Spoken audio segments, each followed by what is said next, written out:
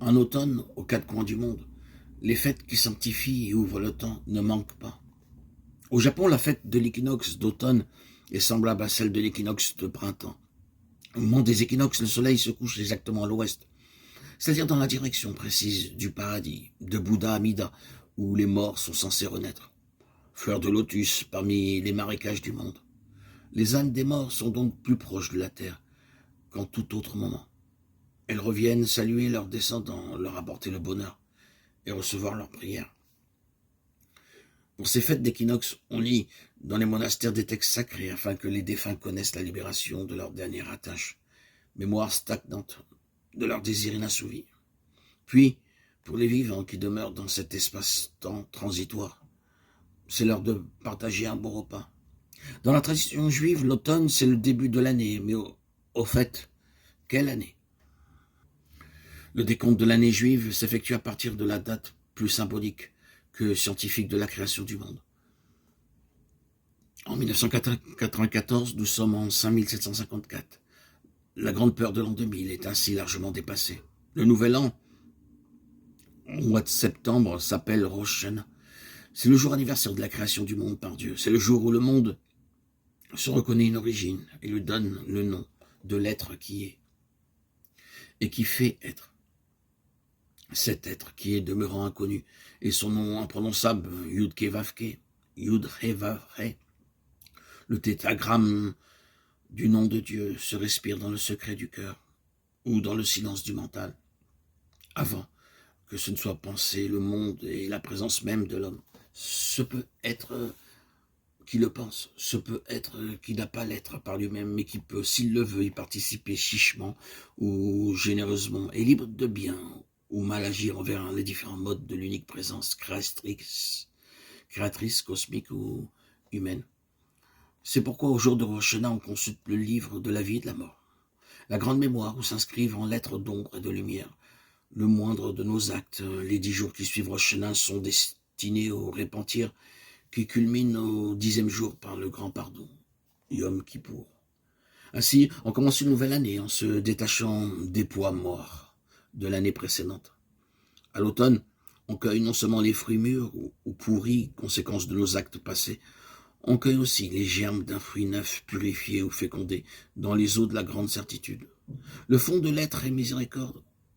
Ce n'est pas la folie et la violence de l'homme qui auront le dernier mot. C'est la tendresse. De fête d'automne. En octobre vient la fête des cabanes, Sukkot. Durant 7 jours, on est tenu de manger et de dormir dans une cabane en plein air, dont le toit est fait de végétaux.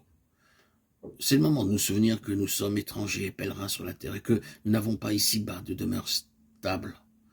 Le toit de la cabane doit avoir une ouverture permettant de voir le ciel, beau symbole qui n'est pas propre au judaïsme. Mircea Eliade remarque la présence de ce thème dans le bouddhisme et l'hindouisme ancien. Briser le toit de la maison, c'est ouvrir l'homme au divin, briser le carcan de ses habitudes, c'est ouvrir l'homme à sa liberté. Il se retrouve dans cette dimension abrahamique, ne sachant où il va, mais se découvrant accompagné à chaque pas.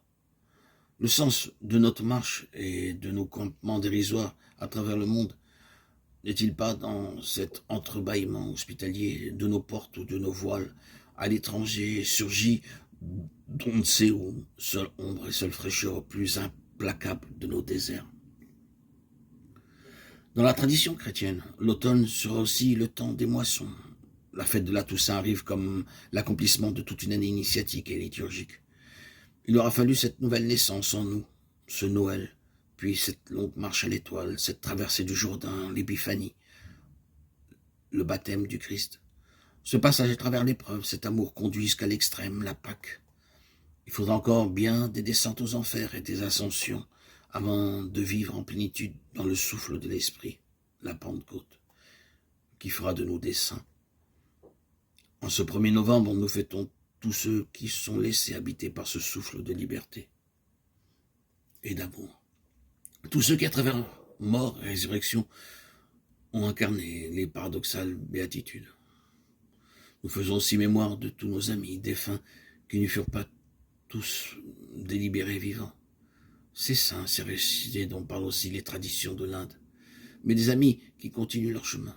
Et nos prières peuvent les aider afin que de détachement en détachement, ils deviennent pure lumière. Lumière qui éclaire tout homme venant en ce monde.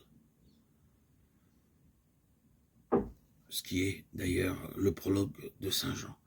Lumière qui n'est jamais aussi belle et pathétique qu'en ces jours d'automne. Lumière d'alchimiste, sans doute. Tout ce qu'elle touche, tout ce qu'elle caresse se transforme en or. Mais quel nom donner à cette lumière d'automne? À cela qui, en nous, est capable de transformer en nostalgie, en sainteté ou en conscience nos souffrances et nos morts.